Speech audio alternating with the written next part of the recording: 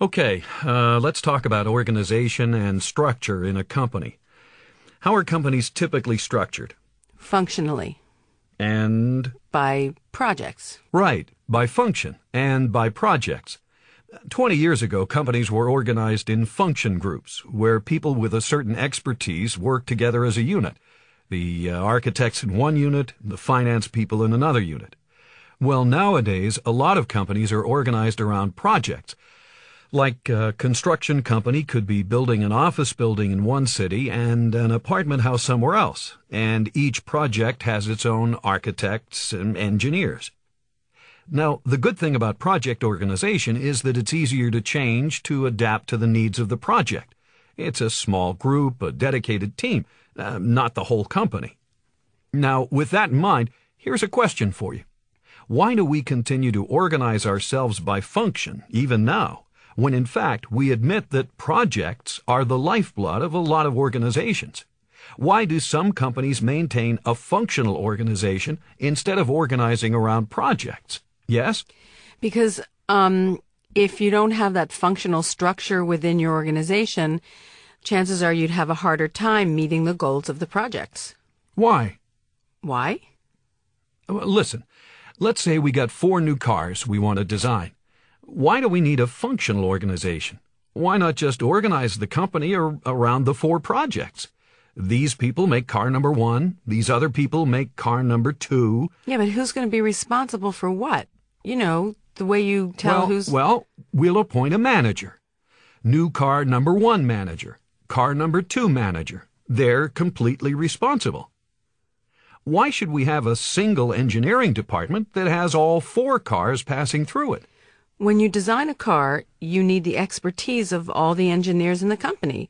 Each engineer needs to be in touch with the entire engineering department. Yeah, but I keep asking, why? I want to know why.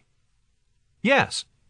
Well, to eliminate redundancy is probably one of the biggest factors in an organization, so that there's standards for uniformity and efficiency in the organization. Okay, and that's probably the primary reason for functional organization right there, is that we want some engineering consistency. We want the same kind of technology used in all 4 cars. If we disperse those 4 engineers into 4 parts of the organization and they work by themselves, there's a lot less chance that the technology's going to be the same from car to car. So instead, we maintain the functional organization.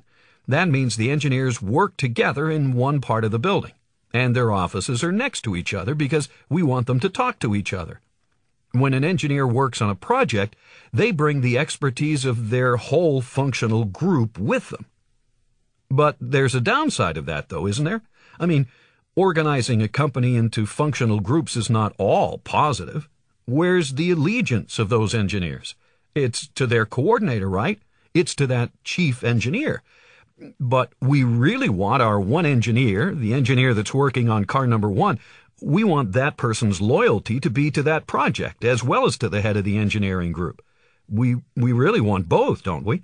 We want to maintain the functional organization so we can maintain uniformity and technology transfer and expertise.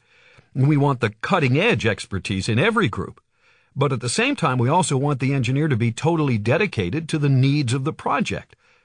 Ideally, we have a hybrid, a combination of both functional and project organization. But there's a problem with this kind of hybrid structure. When you have both functional and project organization, well, what does that violate in terms of basic management principles? Unity of command. Unity of command. That's exactly right. So this is a vicious violation of unity of command, isn't it? It says that this engineer working on a project seems to have 2 bosses. We got the engineering boss and we got the project manager boss. But the project manager is responsible for the project and is not the official manager of the engineer who works on the project. And we try to maintain peace in the organizations, and sometimes it's disrupted and we have conflicts, don't we?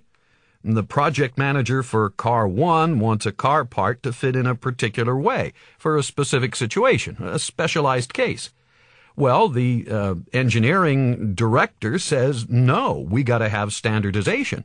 We got to have all the cars done this way. We can't make a special mold for that particular part for that particular car. We're not going to do that. So we got a conflict.